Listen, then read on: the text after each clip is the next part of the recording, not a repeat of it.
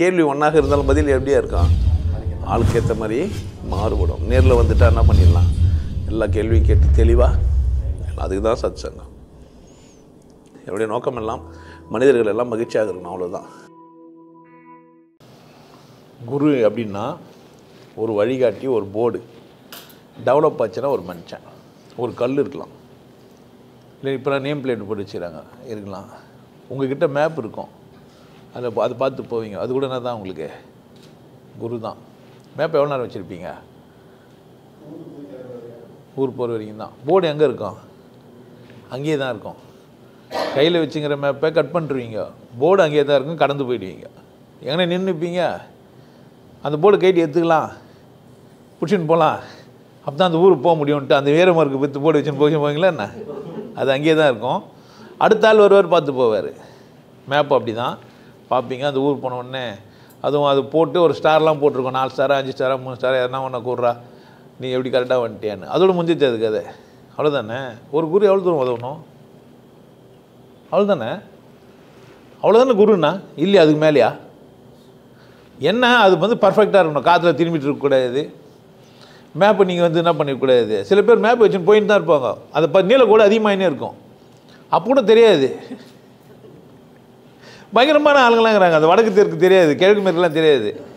ஃபோனில் ரேடியோ இதில் வண்டியில் மட்டும் போயின்னு இருப்பாங்க, நீல பேக் சைடில் வந்துடும். ஏற மாதிரி ஏன் ரிவர்ஸில் போதும் கூட தெரியாது. இருக்கிறாங்க தானே. தப்பு யாருது? மேப்புது இல்லை, மேப்பை பயன்படுத்துகிறவங்களுக்கு. ஒரு குரு தான், ஒரு வழிகாட்டுறாரு, எல்லாம் சொல்லித்தராரு, அவ்வளோதானே. அதோடு வச்சுருந்தா பிரச்சனை இல்லை. அது மேலே அணுகாது அகலாதுன்னெலாம் சொல்லுவாங்க. ஒரு நெருப்பை எப்படி பயன்படுத்துகிறோமோ அப்படி தான்.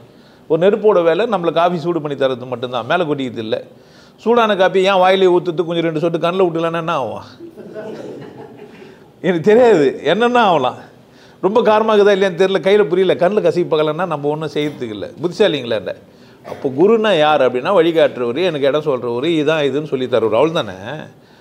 அவருக்கு நான் நன்றி செய்யணும், நான் ஏதோ ஒன்று போகணும் வரணும். இது எப்படி அடிமையாக முடியும்? என்ன ஆச்சுன்னு கேட்டிங்கன்னா, குருன்ற பேரில் குருக்கள் திரும்ப குருன்னு வரானுங்க. இவ்வளோ தான் பிரச்சனை. இங்கே தான் பிரச்சனை. மனிதனை அடிமையாக்கணும், அடிமையாக்கி முட்டாளாக வச்சுருக்கணும். வலுத்தவன் பலத்தினால அடிமையாக்கி வச்சுருந்தான். வலுத்த குரங்கு குழுக்கிறதுனாலையும் பொறுக்கிறதுனாலையும் பலமாக இருந்தான், அது ராஜா. இப்போ அப்படி கிடையாது. பிரில்லியண்ட்டாக ஒருத்தன் மழை எப்போ பெய்யும் இது வரட்டில் தான் தெரிஞ்சு வச்சுக்கலாம், ஜாதகம் குறிப்பெல்லாம் தெரிஞ்சு வச்சுக்கலாம். இதை வச்சுன்னு உன்னை ஏமாத்து என்ன பண்ணேன்? நான் தாண்டா குரு, என்கிட்ட இரு, என்னை விட்டு நீ போகக்கூடாது. அதான் என் பிரச்சனை எப்படி தரேன். 7 ஜென்மத்துக்கு என்ன அடிமையாக இருக்க சொன்னேன் ஒரு மாங்கா. புரியுது என்ன சொல்கிறேன்ட்டு? அவன் இல்லை குரு. வந்தியா, கற்றுக்கினியா, இன்னும் சிறப்பாக இருக்கியான்ட்டு. இப்போ என்ன பிரச்சனைனா, வந்தேன் கற்றுன்னு இல்லை, நானும் ஒரு குருன்னு சொல்லி அனுப்புடான்னு கேட்குறான். இதில் இன்னொரு ஸ்டெப் போயிட்டான். ஒரு சிலர் இப்படி ஆகிட்டானா, இன்னொரு ஸ்டெப் இப்படி ஆகிட்டான். நான் வந்தேன்ல, கற்றுக்கணும்ல, 12 வருஷம் ஆச்சு, உன் ஃப்ரெண்டை மட்டும் சொல்லுங்கிறேன் இல்லை, நானும் ஞானம் மஞ்சிட்டேன்னு சொல்கிறேன், என்னையும் குருன்னு சொல்கிறான்றான். ஞானம் மஞ்சிட்டேன்னு நான் சொல்ல முடியும், குருன்னு நான் சொல்ல முடியாது. குருவாக நீ ஞானமே அடைய வேணாம். புரியுதா? பக்காவாக பட்டை வச்சு வேஷ்டி கட்டின்னு குங்கெல்லாம் போட்டு வரவங்களுக்கெல்லாம் திருநூறு போட்டேனாவே குரு தான் நீ. இப்படி காலகட்டம் ஒருத்தர் பேசுகிறாரு, நான் பார்த்துட்டேன், நீங்கள் அந்த கிராமத்துலேருந்து தானே வரீங்க, என்னடா கேட்டால் உன் மேலே பேய் பூச்சிங்கிறது தெரிஞ்சு விட்டேன். பார்த்துக்கிட்டே இது மாதிரி சீன்லாம். இது கூட என்னதான் மாதிரி பலவிதமான ஆள் கேட்குறாங்க இங்கே. தமாசா உனக்கு குரு ஆகணும்னா ஒரு மேட்டரும் கிடையாது. நீட்டாக என்ன பண்ணலாம், ஒரு 4 புக்கு படிக்காமல் கூட இல்லை, புக்கே கடவுள்னு சொல்லிட்டு நீ உட்காந்துக்கலாம் குருவா, ஈஸி. நல்லா ஸ்டாண்டு வாங்கி வச்சுன்னு புக்கை அதில் 2 வச்சுட்டு மல்லிப்பூ மாலையெல்லாம் போட்டு நீ என்ன சொல்லலாம். ஒரு வாழை 2 திருக்குறள் எழுதி வச்சேன்னா டெய்லியும் இன்னும் மதத்துலேருந்து என்ன வந்திருக்கும்ல, அதெல்லாம் எழுதி போட்டு நீ யார் தான்? ஆமாம், குரு தரிசனம், குரு தீர்க்க தரிசனம்லாம் பண்ணிக்கலாம். குருன்னா எனக்கு ஒரு தெளிவை தரக்கூடிய ஒரு பொருள். கல்லாக இருக்கலாம், மண்ணாக இருக்கலாம், புக்காக இருக்கலாம், ஆளாக இருக்கலாம், நாயாக இருக்கலாம், பூனையாக இருக்கலாம், சிங்கமாக இருக்கலாம். சமயத்தில் மாடு ரூபத்தில் வந்து கூட ஒன்று முட்டி தெளிவாக இருக்கலாம். லென்சிக்கு வெற்றுப்படகு குரு. தியானம் பண்ண போய்க்கிறான், டமால்னு வந்து இடிச்சு, இது யாரும் அடிக்கிறது நேர்ந்து வெளியே போனால் ஒன்றுமே இல்லை, காற்றுல படகு வந்து முட்டிக்குது. இதுக்காக நம்ம எவ்வளோ கோவப்பட்டோன்னு. இந்த வார்த்தையை யாருக்கு சொன்னோம், யாரை திட்டினோம்? இப்போ வெறுமையை நோக்கி நம்ம நகர்ந்துட்டான் அவன். புரியுது என்ன சொல்கிறேன்ட்டு? ஸோ உங்களுக்கு சந்தர்ப்பம் எது வேணால் அமையலாம். புரியுதா? அடிமையாக இருக்க சொல்கிறவன் எப்படி உங்களுக்கு குரு? அடிமைக்கு குரு, அடிமையாக இருக்கிறவனுக்கு ஓகே தான் அது. அப்படி சொல்கிறான்னா அதர்வைஸ் அன்பில் நீங்கள் எனக்கு கூடவே இருக்கலாம். எனக்கு கூட நான் பண்ணுற வேலை சஷ்டிங்களெல்லாம் கூட சேர்ந்து செய்யலாம். குடிக்கும்போது குடிக்கலாம், டான்ஸ் ஆடிக்கலாம், சுற்றிக்கலாம், வந்துக்கலாம், பொம்பளை ஆம்பளையாக இருந்தாலும் பொம்பளையாக இருந்தாலும். இது பார்த்தா வைத்தியறான் எல்லாரும். இவன் குருன்றான், இவன் எல்லோரும் கூட டான்ஸ் ஆடுனுங்கிறான், இவனை காலை பிடிக்கிறாங்க, கையை பிடிக்கிறாங்கன்ட்டு. அதில் போய் அதில் மாட்டிப்பா, இதெல்லாம் பண்ணால் அவன் வருத்தப்பட்டுனுக்கிறான். என்ன பார்த்து நான் என்ன பண்ண முடியும்? நான் சந்தோஷமாக இருக்க போந்தேன். என் பிரச்சனையே இது. பல்லு எடுப்பாக இருக்குது, என் பிரச்சனையாங்க. பார்த்தா சிரிப்பாக தெரியுது இல்லை? புரியுதாண்ணா சொல்கிறேன்ட்டு? அப்போ அவங்களாம் குரு கிடையாது.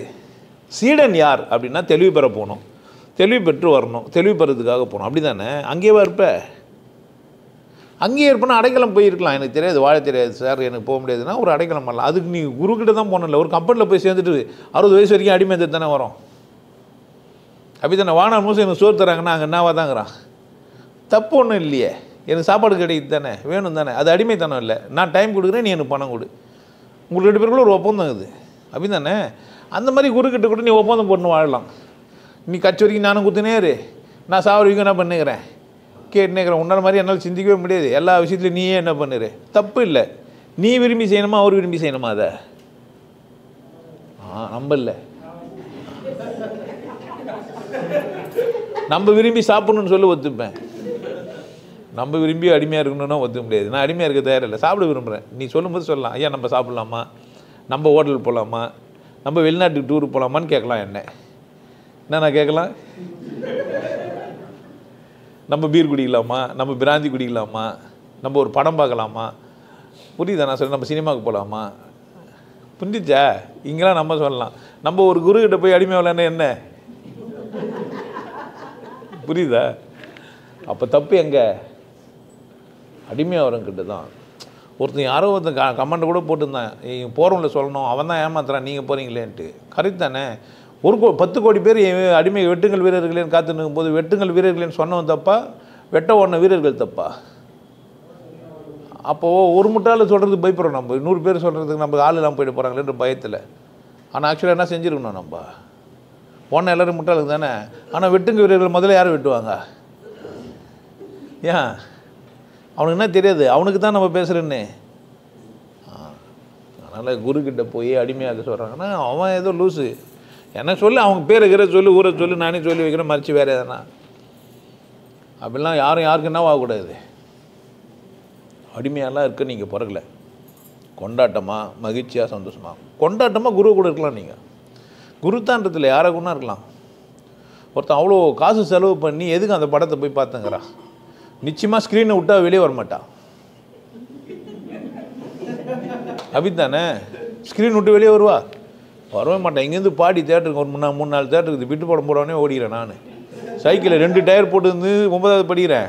9வது படிக்கும்போதே செக்ஸ் ஆர்வம் வந்துச்சு எனக்கு. அந்த புக்கை பச்சு கெட்டு குடிசோர் ஆகிட்டேன். புக்கு பேர்லாம் வந்துட்டேன். விருந்து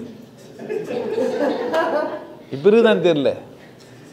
இப்போ அந்த புக்கெல்லாம் பார்த்தா புக்கு மாதிரி தெரில எனக்கு. இவ்வளோ புரிஞ்சிச்சு, வயசாகிடுச்சு இல்லை, புரிஞ்சிச்சு. நல்ல குருன்ற பேரில் யாருன்னா ஏமாத்தினா யார் பிரச்சனை? ஏமாந்தாலும் யார் பிரச்சனை? ஆமாம், குருடும் சேர்ந்து குருட்டாட்டம் ஆடியவார் ஆடினுக்கிட்டோமே. நீங்கள் உங்களை அது மாதிரி யாருன்னா இருந்தீங்கன்னா நீங்கள் தான் விடுதலை அடையணும்.